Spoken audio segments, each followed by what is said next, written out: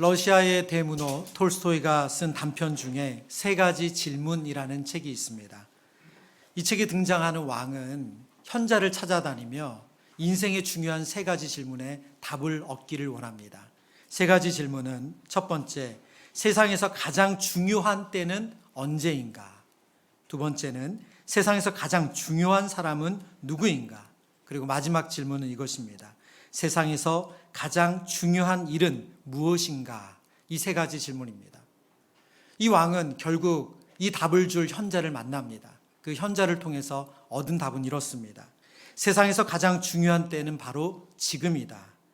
왜 지금이 중요한가? 우리는 오직 지금만 영향력을 행사할 수 있기 때문이다. 세상에서 가장 중요한 사람은 누구인가? 지금 함께 있는 사람이다.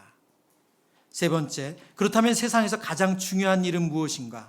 함께 있는 그 사람에게 착한 일, 선한 일을 하는 것이다 라고 현자는 대답합니다.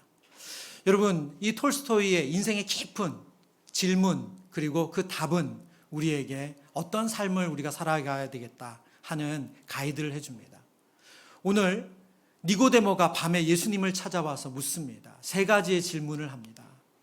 이 질문을 통해서 우리는 인생의 가장 중요한 답을 또 얻을 수가 있습니다. 요한복음 2장 23절에 보면 6월절에 예수께서 예루살렘에 계시니 많은 사람이 그의 행하시는 표적을 보고 그의 이름을 믿었다고 말합니다. 많은 사람이 예수님이 행하시는 표적을 보고 믿음이 생기기 시작했습니다. 그중 한 사람이 바로 니고데모였습니다. 성경은 의도적으로 니고데모가 어떤 사람인지를 구체적으로 설명하고 있습니다. 본문 1절인데요. 우리 같이 읽어보죠.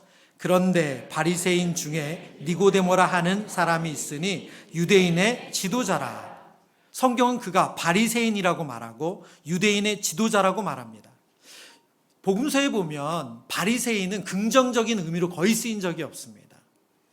대부분 예수님께 책망을 받고 그리고 심하게는 마태복음에 보면 예수님께 저주를 받습니다. 화 있을진저 그 대상이 바로 바리새인들입니다. 그러나 바리새인이란 그 뜻을 보면 원래 그들은 그런 사람들이 아니었어요. 파라이사이오라는 단어에서 우리 바리새인이란 말이 나왔는데 그것은 나누다, 분리하다, 스스로 분리된 사람들이라는 뜻입니다. 어디로부터 분리되었나? 그들은 세상과 세속과 스스로 분리한 사람들이에요. 말하자면 지금 우리 표현으로 말하면 구별됐다 이런 의미를 가지고 있습니다. 이스라엘 역사 가운데 가장 절망스러운 시기는 이스라엘의 예루살렘 성전이 무너지고 포로가 되었던 시기입니다. 그 시대 이스라엘 백성들은 끊임없이 질문을 할 수밖에 없었습니다. 우리가 어쩌다 이렇게 되었나? 그래서 포로가 그래서 노예로 살아가던 이스라엘 백성들은 그곳에서 회당을 짓고 거기서 율법을 읽고 그 율법을 가르칩니다. 거기서 철저하게 문자적으로 말씀을 지키자는 운동이 일어났습니다. 그 운동을 일으킨 사람들 중에 한 사람이 바로 바리새인들입니다. 그래서 바리사파가 생겼어요. 그 중에 한 사람이 바로 니고데모입니다. 뿐만 아니라 성경은 니고데모를 유대인의 지도자라고 설명합니다. 대부분의 성경학자들은 이 지도자라는 의미는 사내들인 공회의 일원일 것이라고 봅니다. 당시에 로마의 압제 속에 있었기 때문에 가장 강력한 종교기관인 동시에 정치기관이 사내들인 공회입니다. 바로 니고데모가 거기에 회원이었다는 거죠.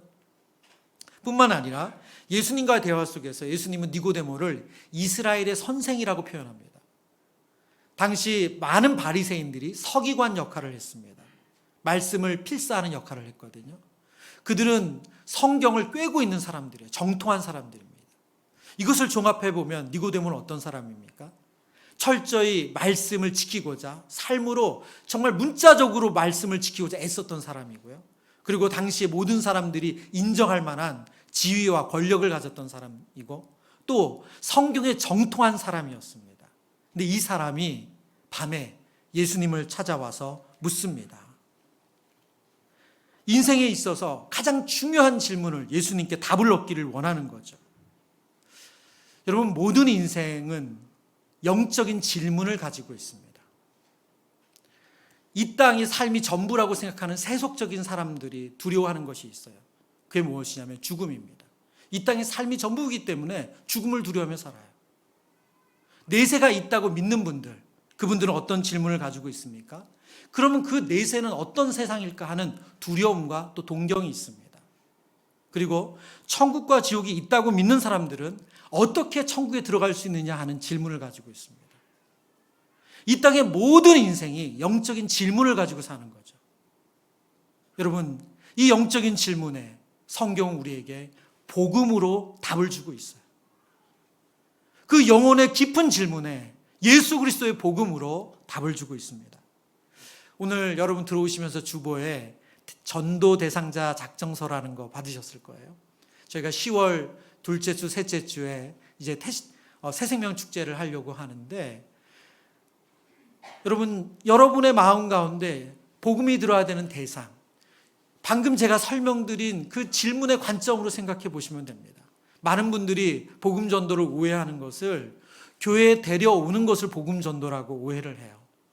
그러다 보니까 내 주변에는 다 신앙생활에서 데려올 사람이 없고, 또 반대로 너무 마음이 강팍해서 아직 마음이 움직이지 않아서 교회에 데려올 사람이 없다, 이런 생각을 하시더라고요.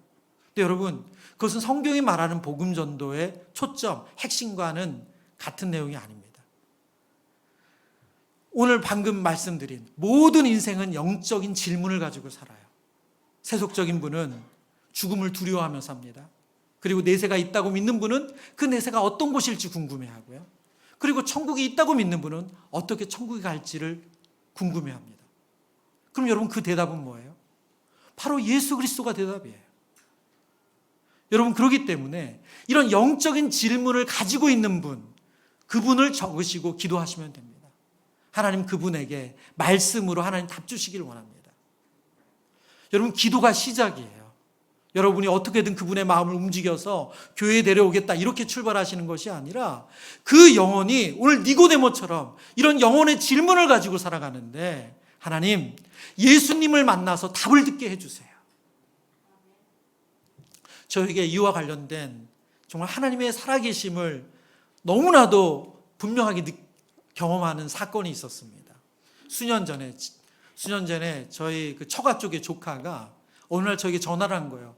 이모부 교회 가려면 어떻게 해야 돼요? 이러고 연락을 했어요. 제가 그 친구들 초등학교 때부터 봤는데 이제 30 초반, 분당 우리 교회는 조이스 청년부에 딱 들어갈 나이, 그때 이제 저에게 전화를 한 거예요. 그래서 제가 너무 반가웠죠. 교회를 온다고 하니까. 그래서 이제 오후 예배를 안내해주고, 오후 예배 끝나고 집에 와라, 밥 해줄게 하고 그 친구를 만나서 이제 밥을 먹으면서 스토리를 듣게 됐습니다. 어떻게 교회 오고자 하는 마음을 갖게 됐는지. 이 친구가 여행을 좋아해요. 그래서 정말 인도를 한 달씩 다니고 이곳저곳, 우리 자매님인데도 불구하고 혼자서 여행 다니는 거 전혀 두려워하지 않아요. 근데 여행을 갔는데, 어디를 여행 갔냐면 라오스를 여행을 갔대요. 라오스 여행을 갔는데 식당에서 이제 밥을 먹고 있는데 옆 테이블에 태국 목사님들이 식사를 하고 있었대요. 그러더니 막 시끄럽게 막 얘기를 하시다가 어느 순간에 본인에게 묻더래요. 와서 당신 예수님을 믿냐고. 그러면서 그분들이 전도를 했다는 거예요. 그분들의 전도를 받아서 우리 한국 자매님이 라오스에서 태국 목사님께 전도를 받아가지고, 그리고 교회를 가야 되겠다는 마음을 갖게 된 거예요. 본인이 사는 서울의 그 지역에서 교회를 찾아봤는데 본인이 좀 적응하기 너무 어렵고 해서 이모부 있는 교회면 갈 수 있겠다 해서 연락을 했다는 거예요. 그래서 교회에 등록을 하고 한동안 결혼하기 전까지 청년부를 열심히 다녔습니다. 여러분, 제가 우리 그 조카에게 한 것은 기도한 거예요. 물론 기회가 되면 제 마음을 나누기도 했지만 제가 교회에 와야 된다 이렇게 해서 막 어떻게 다 한 게 없어요. 결혼하면 내내 정말 처가 식구들을 위해서 20년간 계속 기도했습니다. 하나님, 복음의 문을 열어주시고 하나님 일하여 달라고. 근데 여러분, 너무 놀랍지 않아요? 라오스 가서 태국 목사님의 전도를 받은 한국 자매님. 여러분, 우리가 놓치는 게 뭘까요? 우리가 뭔가 자꾸 해줘야 된다는 부담감 때문에 복음을 전하는 것을 두려워하고 겁내요.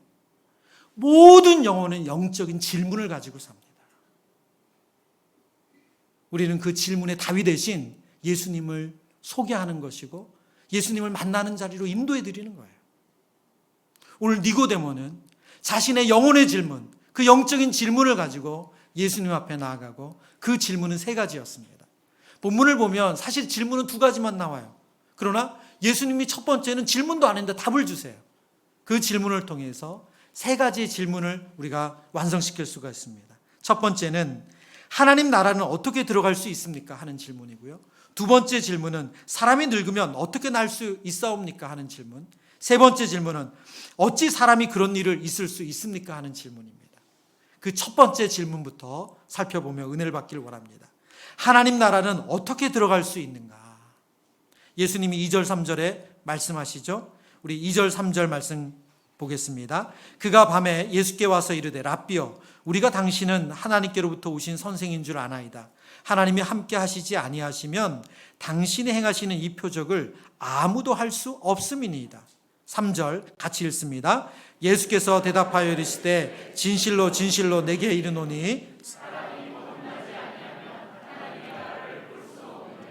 아멘.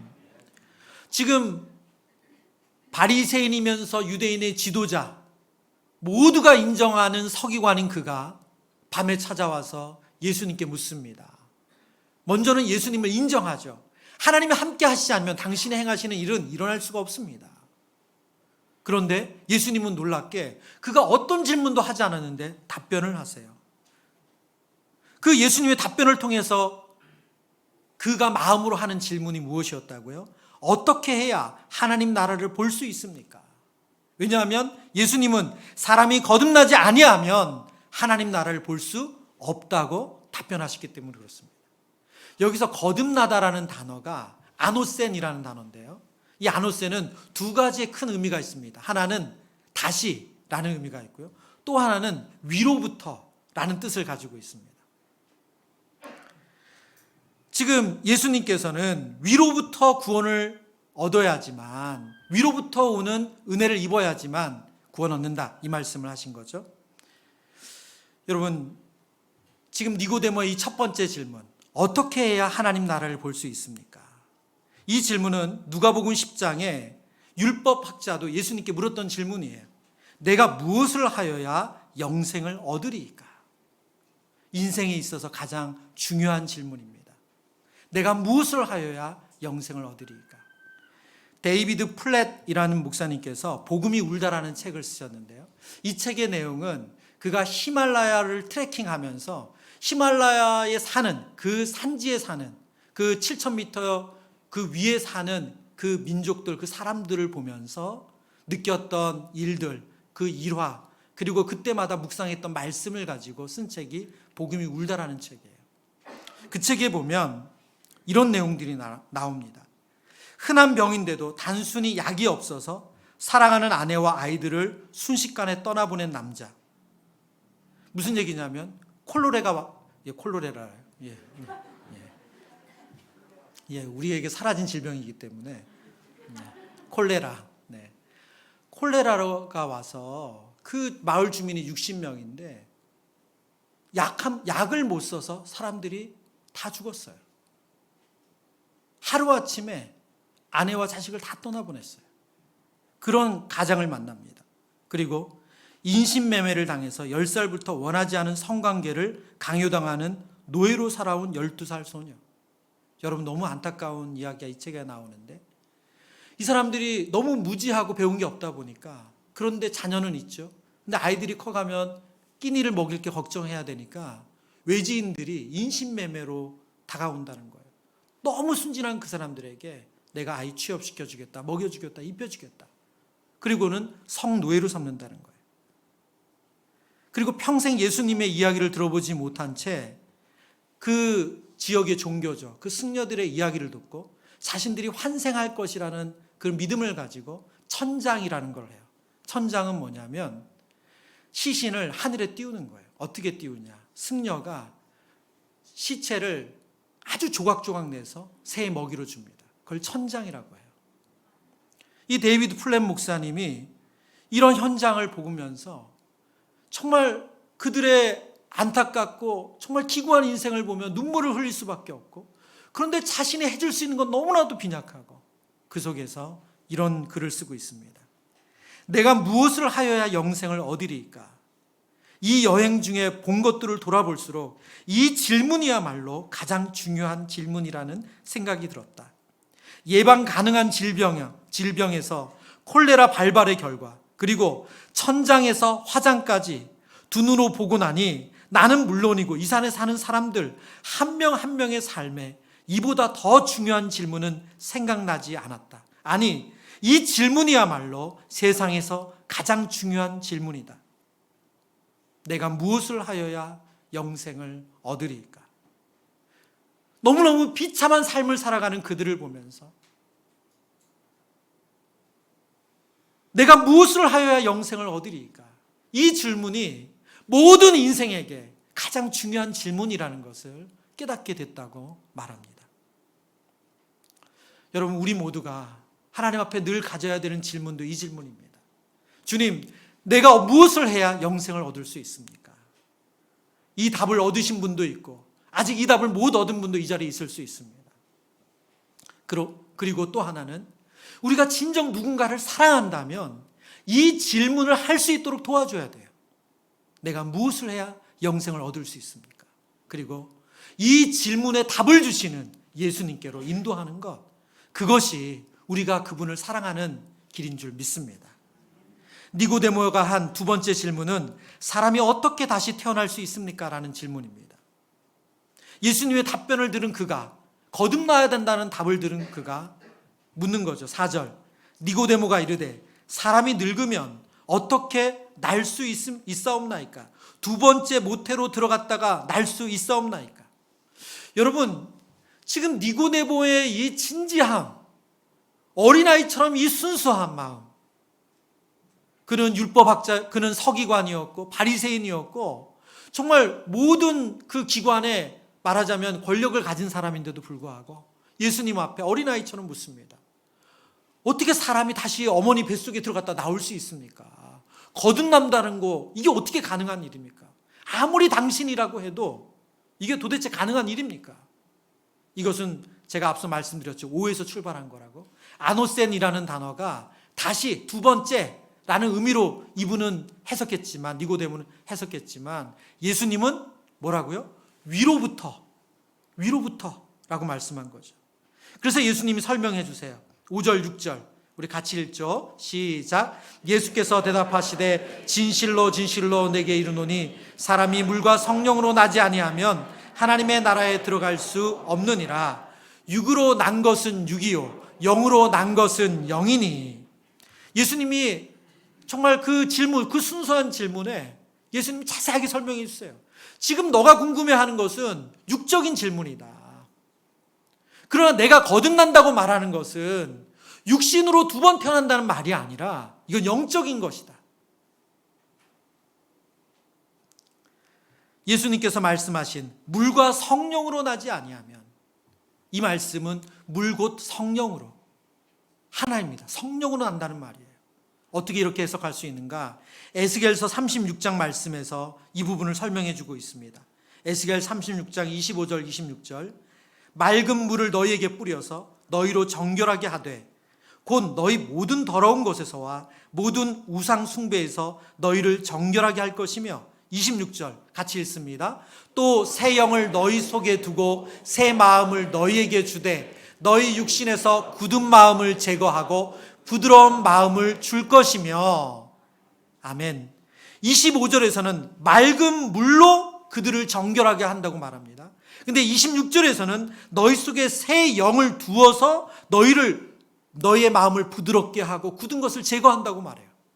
물이 하나님 주시는 새 영, 그거와 교차해서 똑같은 의미로 사용되고 있습니다.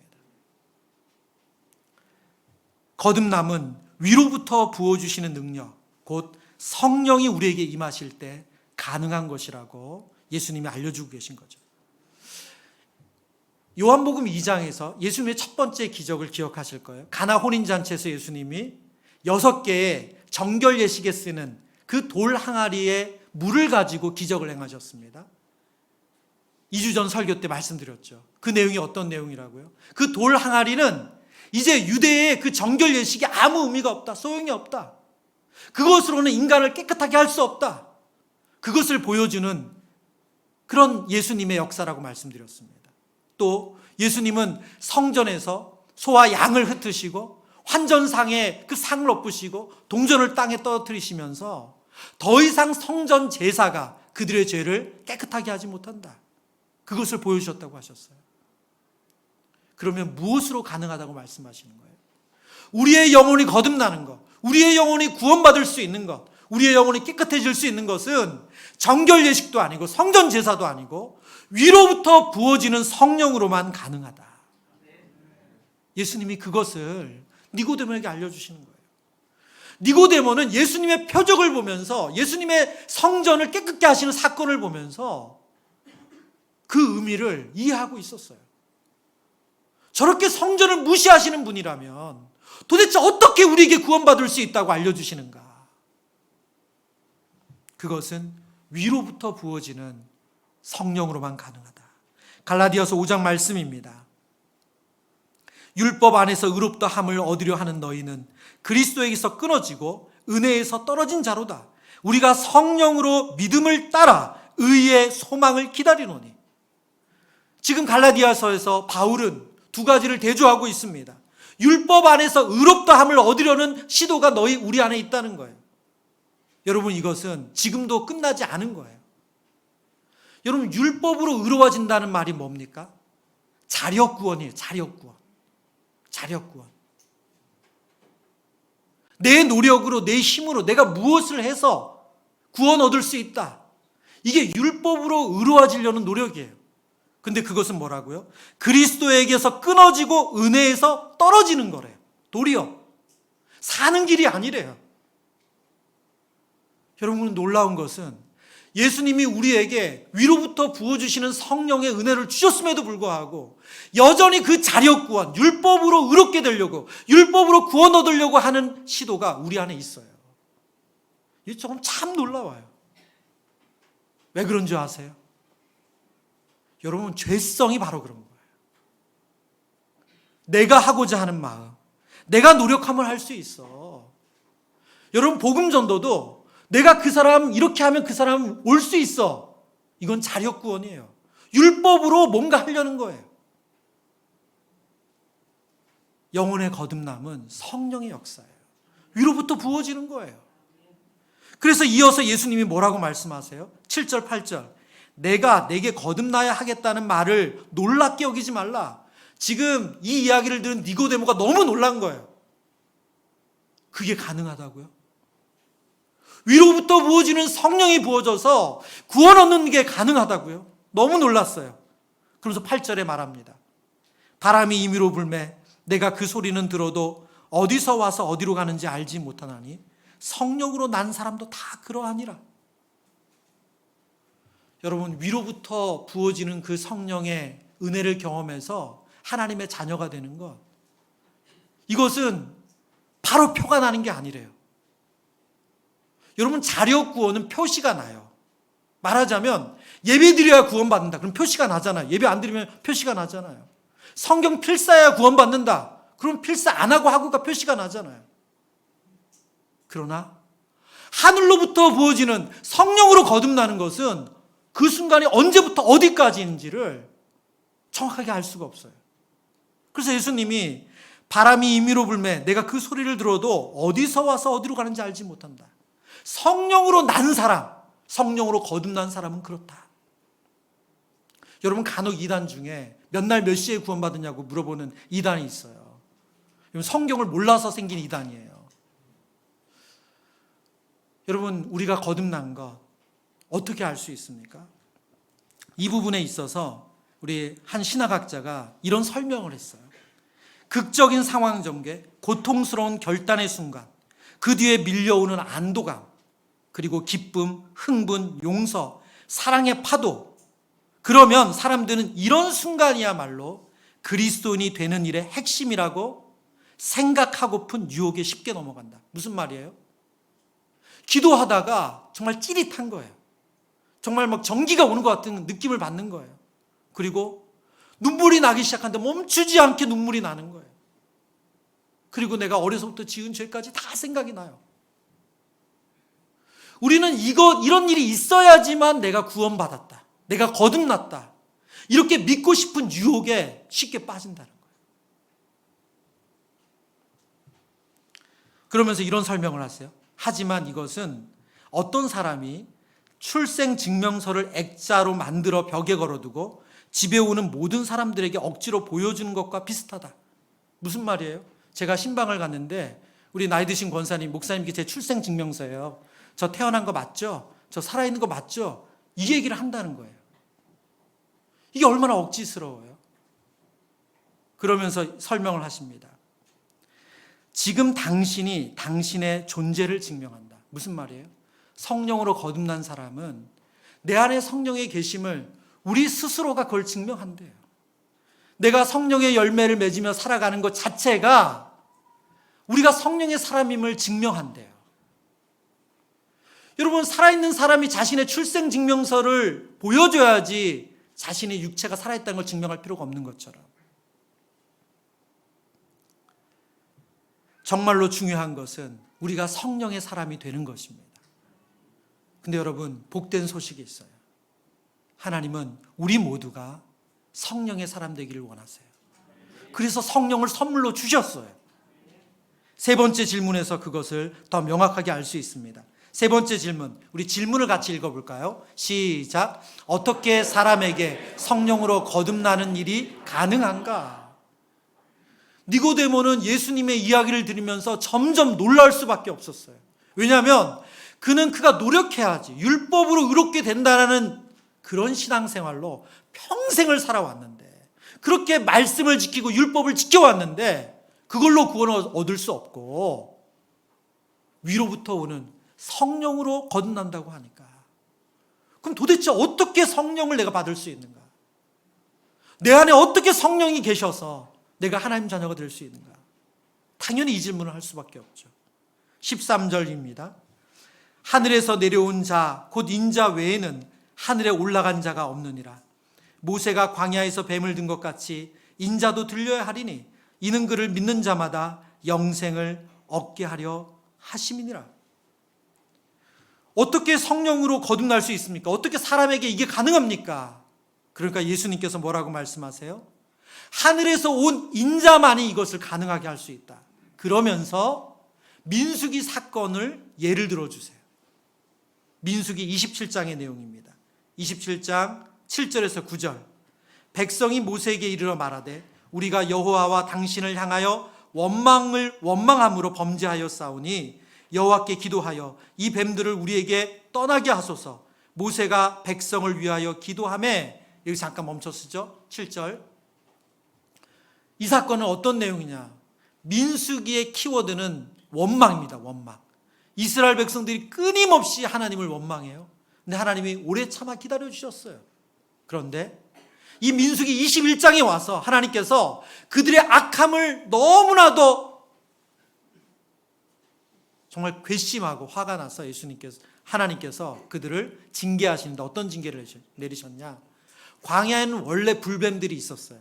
그 불뱀으로부터 그들을 늘 보호해 주셨는데 그 불뱀들이 그들을 물게 한 거예요. 그러자 사람들이 죽음을 향해 갑니다. 그러니 다시금 모세 앞에 나와서 제발 하나님께서 우리를 구원해 달라고, 살려달라고 기도 부탁을 하게 되죠. 8절 볼까요? 8절 9절 우리 같이 읽겠습니다. 시작. 여호와께서 모세에게 이르시되,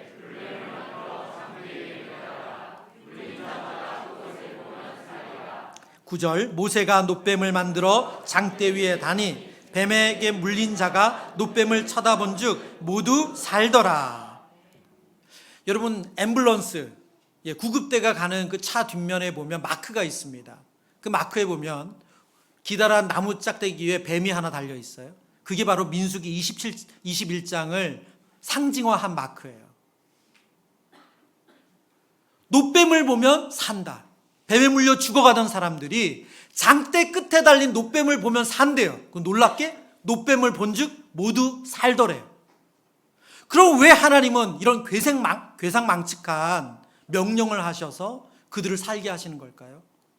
이유는 단 하나예요. 모두 살리게 하려고.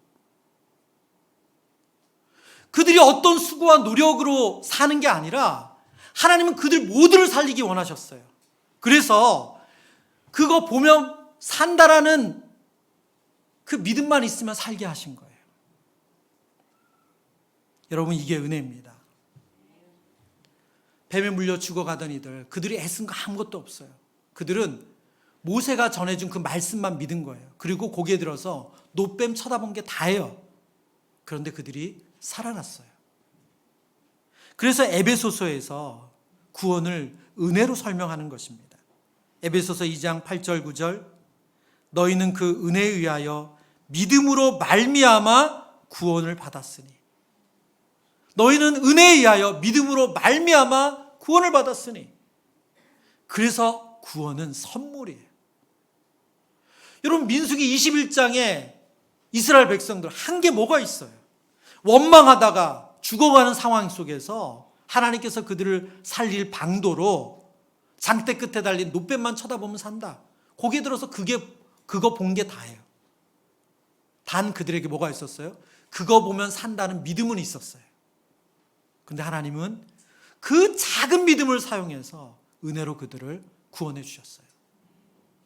지금 예수님이 자신이 똑같이 그런 모습으로 왔다는 거예요. 14절 15절 말씀 볼까요? 본문 14절 15절 우리 같이 읽습니다. 모세가 광야에서 뱀을 든 것 같이 인자도 들려야 하리니 이는 그를 믿는 자마다 영생을 얻게 하려 하심이니라. 아멘. 모세가 광야에서 뱀을 든 것 같이 인자는 누구죠? 예수님이에요. 나도 들려야 한대요. 나도 장대에 달려야 한대요. 갈라디아서 말씀에 예수님이 자신을 이렇게 표현하셨어요. 그리스도께서 우리를 위하여 저주를 받은 바 되사 율법의 저주에서 우리를 속량하셨으니 기록된 바 나무에 달린 자마다 저주 아래 있는 자라 하였음이라. 지금 나무에 달린 자마다 저주 안에 있는 자인데 예수님이 우리를 위해서 그 저주를 받기 위하여 나무에 달리셨다는 거예요. 그래서 14절 이는 그리스도 예수 안에서 아브라함의 복이 이방인에게 미치게 하고 또 우리로 하여금 믿음으로 말미암아 성령의 약속을 받게 하려 하심이라. 여러분, 이 믿음이 어떤 믿음이에요? 노뱀 쳐다보는 믿음이에요. 구원을 위해서 예수님 십자가 바라보는 믿음이에요. 그 믿음으로 성령을 선물로 받는데요. 니고데모에게는 이 모든 게 너무 놀라운 일이에요. 왜요?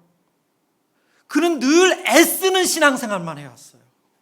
양바치고 소바치고 끊임없이 자신이 노력하는 것으로 하나님을 만족시켜야 한다는 그런 강박으로 신앙생활을 했어요.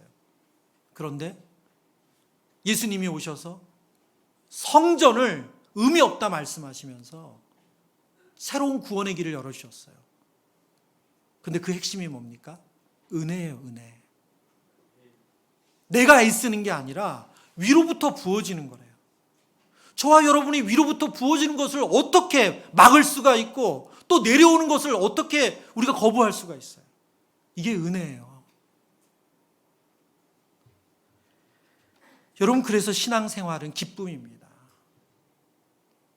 필립 얀시 목사님이 놀라운 하나님의 은혜라는 책에서 이렇게 말씀하고 있어요. 은혜는 기독교가 세상에 줄 수 있는 최상의 선물이요, 복수보다 강하고 인종차별보다 강하고 증오보다 강한 힘을 발휘하는 영적 신성이다. 은혜가 뭐라고요? 이 세상에게 줄 수 있는 최상의 선물이래요. 모든 것보다 강한 것이 하나님 주신 은혜래요. 저와 여러분에게 하나님이 이 은혜 주신 줄 믿습니다. 여러분, 우리가 세상을 축복하는 방법은 우리가 성령으로 거듭난 그 은혜 받은 자로 기쁘게 사는 거예요. 근데 필립 얀시 목사님이 얄궂게도 그 뒤에 어떤 얘기를 하냐면 그렇게 은혜 가운데 살아야 되는 성도가 비은혜를 흘려보내기도 한다는 거예요. 비은혜. 이게 참 익숙하지 않은 표현이라. 뭐예요? 정말 그 은혜 가운데 살아가는 자녀의 모습을 보이는 것이 아니라 반대의 모습을 보일 때가 있다는 거예요. 말씀을 정리합니다. 모든 사람은 영적인 질문을 가지고 있습니다. 누구도 예외가 없어요. 저분은 세상이 너무 좋은 사람이야. 여러분, 그분도 영적인 질문이 있어요. 우리가 반드시 해야 되는 질문, 첫 번째가 무엇입니까? 어떻게 하나님 나라를 볼 수 있습니까? 어떻게 거듭날 수 있습니까? 그리고 어떻게 그런 일이 가능합니까? 하나님의 은혜로, 위로부터 부어지는 하나님의 은혜로 우리가 하나님 자녀가 되었습니다. 그 은혜와 감격으로, 그 감사로 한 주간을 살아가시기를 주님의 이름으로 축원합니다. 우리 그 주 같은 분 없네. 정말 그 은혜 베푸신 분, 그 참 좋으신 주님을 찬양하며 기도하길 원합니다.